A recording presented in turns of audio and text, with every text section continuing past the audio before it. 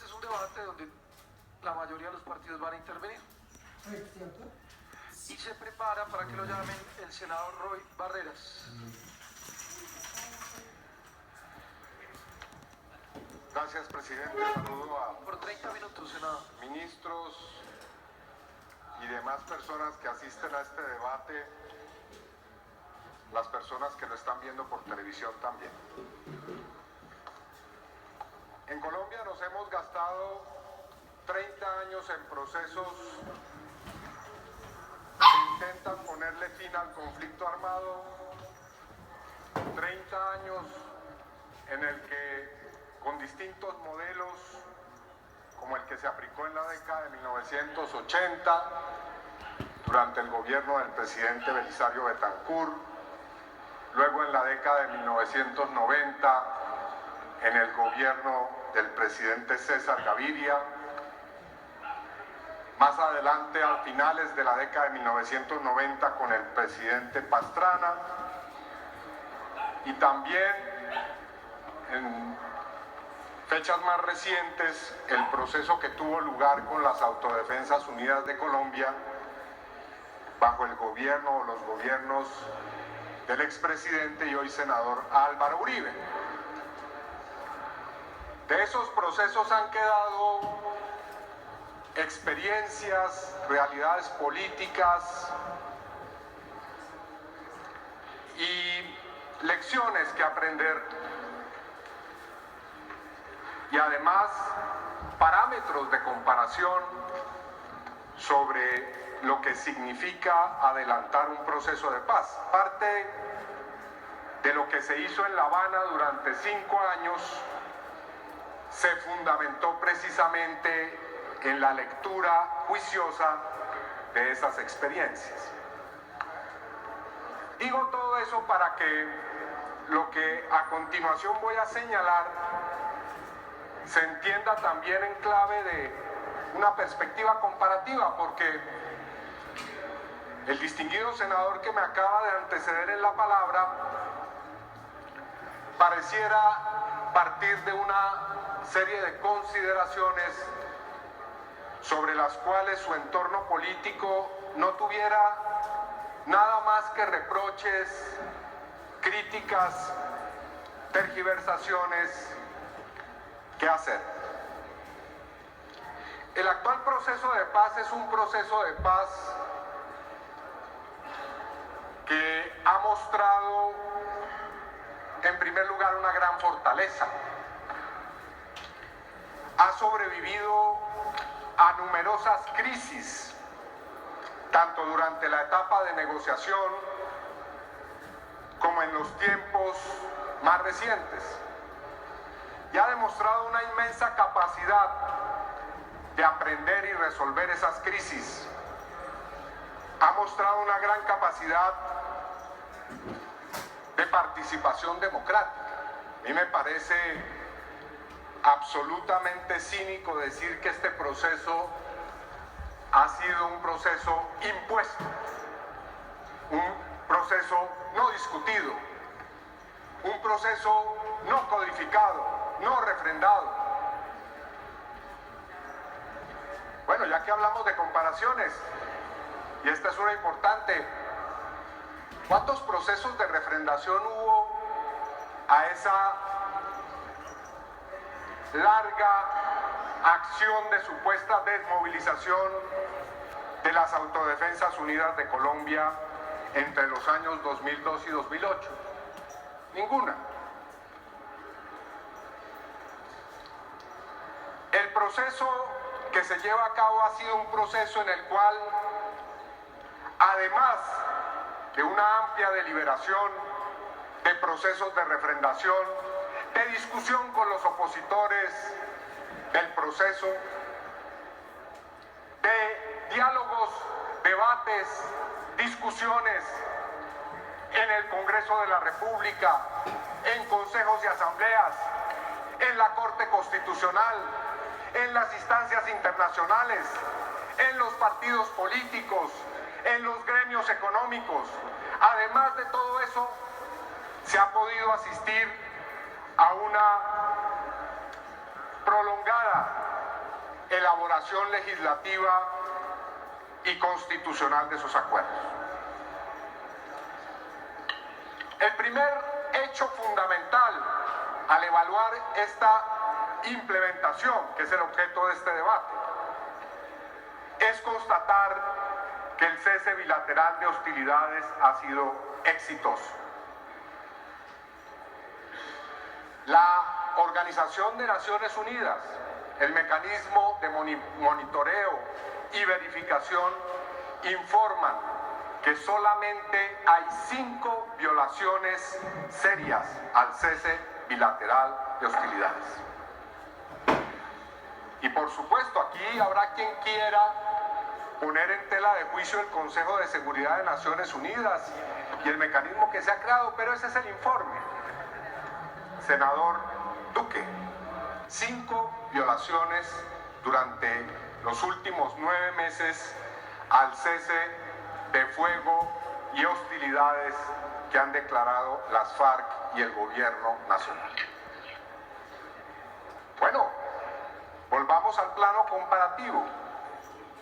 En el proceso con las Autodefensas Unidas de Colombia, ya que usted habla de cuando la criminalidad se impone a la legalidad, hubo, según la Comisión Colombiana de Juristas, más de 2.500 asesinatos perpetrados por esa organización, que el gobierno de ese entonces avalaba en cese de hostilidades. Y para que no se diga que este es un balance sesgado de una organización no gubernamental, quien era el vicepresidente de la República de ese entonces, el doctor Francisco Santos, señaló que en el año 2003 las Autodefensas Unidas de Colombia seguían perpetrando masacres. Habló de 40 masacres, atención a ese dato, 40 masacres perpetradas en pleno alto al fuego de los grupos paramilitares. Yo no sé si eso se recuerda.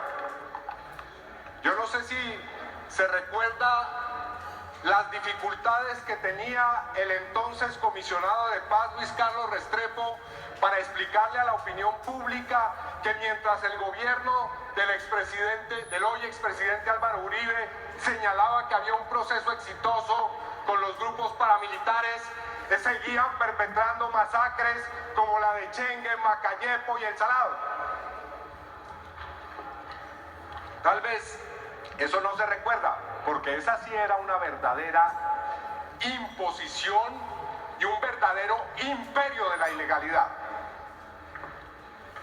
Era la época, y se lo recuerdo también, porque aquí se habla de las imposiciones de las FARC al gobierno, era la época, por ejemplo, en el año 2003, durante ese alto al fuego, que los señores de las AUC mataban a cualquier candidato a la alcaldía o a la gobernación e impusieron el reino de la parapolítica. Yo no sé si ese término ya se ha olvidado en Colombia.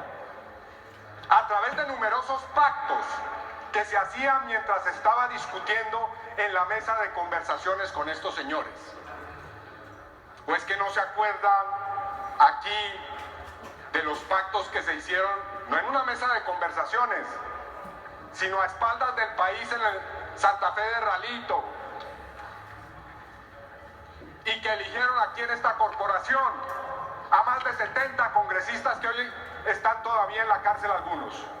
Eso fue durante ese proceso. Así que no nos vengan a decir de manera cínica en este Congreso de que aquí se está imponiendo la ilegalidad, cuando promovieron traer a esta corporación a 70 congresistas que ganaron sus votos con el apoyo de una organización sanguinaria. Entonces, primer asunto, el cese bilateral de hostilidades es un hecho, es una realidad. Es un hecho reconocido por la comunidad internacional, por los mecanismos de verificación y además de eso, por quienes están trabajando en el mecanismo trilateral, tripartito de monitoreo y verificación del proceso. Las cifras que entrega el Ministerio de Defensa el señor ministro de Defensa nos las explicó el otro día: 0 secuestros, 0 voladura de oleoductos, 0 atentados contra la infraestructura del país por parte de la guerrilla de las FARC, 0 heridos y la reducción muy sensible en miles de vidas de personas sacrificadas en medio del conflicto. Segundo aspecto que considero relevante señalar: el tema de las disidencias. Gobierno y Ministerio de Defensa habla de menos de 500 personas que durante el proceso actual han dejado el proceso y pertenecen hoy a grupos que están por fuera del mismo y que se han conformado en organizaciones disidentes. Si eso es cierto, menos del 5% de la organización que está en proceso de dejación de armas ha renunciado al proceso de paz. Si se toma en cuenta que además de las personas que están en las zonas veredales y en los puntos transitorios, hay cerca de 2.000 personas de esta organización que están en las cárceles del país, y también que hay un número que no es de 8.000 personas. El dato que a mí me gustaría que el ministro de Defensa dé aquí es de entre 3.000 y 4.000 milicianos. Eso quiere decir menos del 5% de las FARC están por fuera del proceso de paz hoy. Bueno, recordemos también la cifra que en su momento el encargado del proceso de reincorporación de las Autodefensas Unidas de Colombia daba. El señor Alejandro Eder, alto consejero para la reintegración de ese proceso, reconoció que un 20% de quienes estuvieron vinculados con las AUC reincidieron o no aceptaron la desmovilización y los procesos de incorporación a la vida civil. Entre otras cosas, proceso que estuvo plagado de muchísimas irregularidades. Yo no sé si aquí se recuerda ese escandaloso proceso de falsas desmovilizaciones que hoy tienen por fuera del país al alto comisionado de paz, Luis Carlos Restrepo, quien está eludiendo a la justicia por el caso de una de esas falsas desmovilizaciones. Reincorporación social y económica. Efectivamente, hay un programa que ha sido diseñado en el proceso de conversaciones, en el que, como un componente de reincorporación económica, cada una de las personas que deje las armas tendrá lugar a un ingreso, a un apoyo de reincorporación que equivale al 90% de un salario mínimo, a un apoyo para vivienda de 2 millones de pesos y un apoyo para un proyecto productivo de hasta 8 millones de pesos. Bueno, esos son costos que son los que tienen que ver con un proceso en el que estas personas puedan acceder a una nueva vida. Yo he estado en 8 zonas veredales hasta ahora. No sé si los demás colegas han hecho alguna experiencia similar. Los miembros de la Comisión de Paz nos hemos dedicado a recorrer esas zonas veredales. Y lo que uno observa en esas zonas son personas que viven en condiciones supremamente difíciles. Alguien denunció que en alguna zona veredal habría un jacuzzi de mármol. Bueno, nada que se parezca a eso. Esas son zonas que están ubicadas en lugares prácticamente inaccesibles de la geografía del país, en donde no existe en algunas de ellas servicio de agua potable, en donde no existe acceso a las mínimas condiciones de vida. Bueno, esa reincorporación económica y esos recursos que el Estado va a destinar son precisamente para lograr que esas personas puedan reincorporarse de una manera digna. En el proceso, vuelvo a la comparación, ya que aquí nos están intentando dar lecciones de legalidad y democracia, en el proceso de las Autodefensas Unidas de Colombia hubo exactamente un modelo similar. Personas recibieron ingresos y lo reciben aún. En el informe que rindió el Centro Nacional de Memoria Histórica en el año 2014 decía que hay personas que después de más de una década de estar recibiendo recursos del Estado por haber pertenecido a las Autodefensas Unidas de Colombia, siguen percibiendo esos recursos. Más de 5.000 ex paramilitares siguen percibiendo recursos hoy del Estado colombiano para su reincorporación. En las conclusiones de ese informe se decía que el Centro Nacional de Memoria Histórica insta al Estado colombiano a concluir el proceso de reintegración de los grupos paramilitares en consideración a que ya se cumplen 14 años de atención económica a la reintegración de los miembros de las organizaciones paramilitares. Yo repito, 14 años hemos estado pagando los colombianos la reincorporación de personas que comenzaron en el 2003 el proceso de reintegración.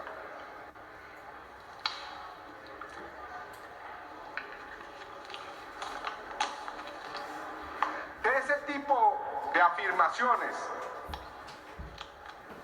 doctor Duque, es que hay que partir para hacer la consideración de este proceso. Es un proceso plenamente legítimo por las miles de vidas que le ha ahorrado al país. Es un proceso en el cual lo que usted señala como un escándalo en cualquier país debiera ser considerado un elemental principio de equidad social.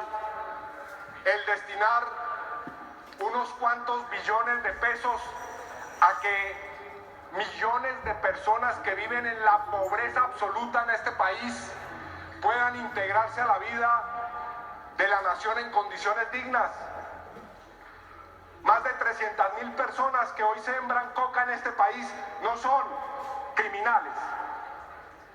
A usted le podrá parecer que sí,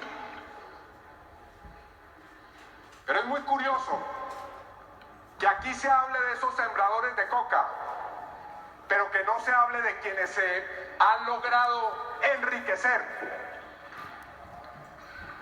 y que tienen multimillonarias cuentas bancarias en el mundo de la legalidad por cuenta del narcotráfico, que tienen cuñadas extraditadas en Estados Unidos, narcotraficantes.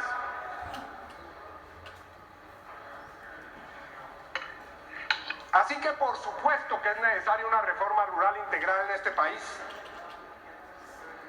Por supuesto que es necesario la sustitución de los cultivos de uso ilícito con la inversión de algunos billones de pesos. Por supuesto que es necesario. Esos son compromisos obvios del Estado colombiano. No son ninguna concesión a la ilegalidad. Que haya un estatuto de la oposición no es una concesión a la ilegalidad, es algo elemental en una sociedad que pretende ser democrática. Que haya una comisión de la verdad es por supuesto una necesidad urgente en este país, y que haya un tribunal frente al cual se rindan cuentas. Así que todo esto que se nos presenta a nosotros como una gran ruptura del orden democrático es apenas precisamente, a mi modo de ver, los más elementales cambios a los que debiera aspirarse en una sociedad democrática. Dicho esto, me voy ahora a referir al gobierno nacional y a plantear algunos de los temas que yo considero son indispensables en este proceso y en el momento actual del proceso. ministro de Defensa, ministro de Justicia, quisiera mostrar un mapa que nos preocupa de manera particular. Por favor, me gustaría que se muestre un mapa en el que están señaladas 8 zonas veredales en distintos puntos del país, 2 de ellas en Nariño, 3 en el departamento de Antioquia, 1 en el departamento de Córdoba y otra en la región del Catatumbo, en norte de Santander. En esas zonas que hemos podido visitar se ha detectado presencia de organizaciones armadas ilegales y que están en posibilidad en cualquier momento de entrar en una confrontación y de amenazar la situación de las personas que están en las zonas veredales en el proceso de transición a la vida civil. Así que la pregunta es, ¿dónde está ahí el Plan Victoria? ¿Qué está pasando en esas zonas veredales y en su entorno? ¿Qué está pasando en los sitios donde están asesinando líderes sociales, que coinciden muchas veces con los sitios donde precisamente se ha puesto en la implementación y en ejecución el Plan Victoria? Así que, ministro Villegas, le pediría que se refiera a esa circunstancia. Como también, ministro de Justicia, sobre la situación de por qué a 6 meses de haber este Congreso aprobado la amnistía, se siguen presentando retrasos con relación a eso. Es evidente que el gobierno no ha desplegado los esfuerzos necesarios, y esto se ha dicho en muchos debates, para garantizar una presencia integral del Estado colombiano en los sitios donde deben ser aplicados los acuerdos. Es evidente que es necesario que a estas alturas el Congreso de la República pueda de manera mucho más acelerada llevar a cabo la implementación normativa de los acuerdos. Así que desde esta perspectiva, señalando el problema de la seguridad de las zonas veredales y de quienes están dejando las armas, los problemas de la implementación jurídica, los problemas de la implementación en términos de la reincorporación, de los problemas con relación a la seguridad de los territorios, que depende de la presencia del Estado integral, diría yo simplemente que es bastante vano pensar que un proceso como este puede ser sometido simplemente a un acto como quien rompe unas cuantas páginas.